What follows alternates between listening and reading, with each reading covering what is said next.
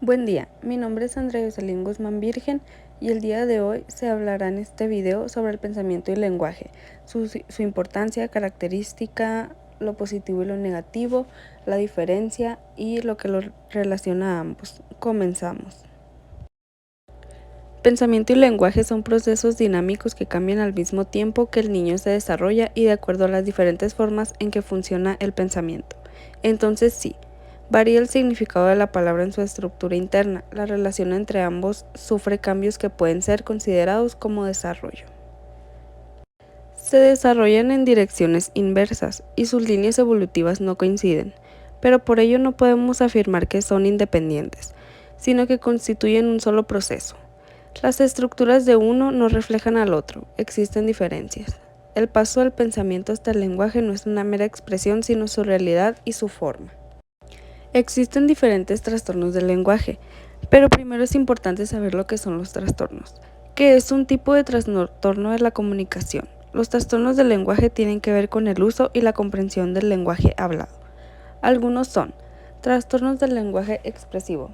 Tienen dificultad para transmitir su mensaje cuando hablan. A menudo se dificulta juntar las palabras para formar oraciones que tengan sentido. Otro es el trastorno del lenguaje receptivo. Tienen dificultad para entender el significado de lo que dicen los demás. Debido a esto, a menudo se responden cosas sin sentido. Y trastorno mixto del lenguaje receptivo y expresivo, en donde las personas tienen dificultad para utilizar para comprender el lenguaje.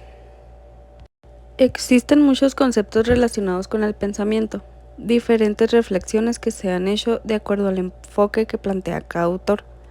Al estar conscientes de que el cerebro del ser humano se utiliza en forma limitada, el objetivo es reflexionar de qué manera se produce el pensamiento, cuáles son los factores que impulsan su desarrollo y cómo llegar al pensamiento crítico. No se puede ignorar que el pensamiento es una necesidad del ser, no solamente en la existencia académica e intelectual, sino en la toma de decisiones, en la realidad socioeconómica y política de su entorno, así como en el diario accionar dentro del mundo globalizado como el que vivimos. La forma en que el individuo trata de entender la realidad ha sido diferente a lo largo de la historia. Una de las primeras disciplinas que empezaron a tratar de explicar todo lo que el hombre se preguntaba sobre diversos eventos naturales o sus ideas fue la filosofía. Es aquella parte del conocimiento que trata de la esencia, prioridades, causas y efectos de cuando existe la realidad. Esta definición de filosofía, como el mayor de la parte de las disciplinas, ha variado a lo largo del tiempo.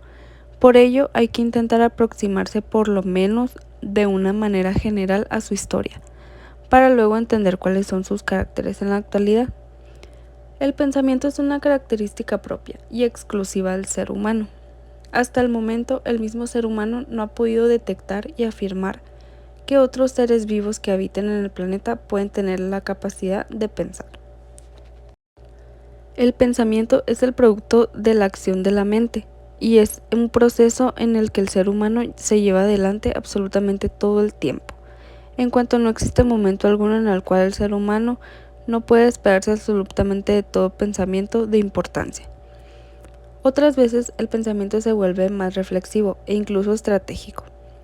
El pensamiento reflexivo permite un análisis mayor de la situación, donde el ser humano se ve expuesto a pensar acerca de las debilidades y las fortalezas de sí mismo o de un conjunto de personas que integra, en los pros y contras de una situación específica, entre otros. Como conclusión de este tema, por último tenemos que se entiende entonces que el pensamiento y el lenguaje permiten el desarrollo personal e integral de los individuos, así como incentivan y fortalecen el vínculo entre la realidad intelectual y realidad colectiva de los pequeños, favoreciendo las capacidades para relacionarse. También ayudan a identificar las emociones, necesidades, motivaciones de los niños y de los que los rodean.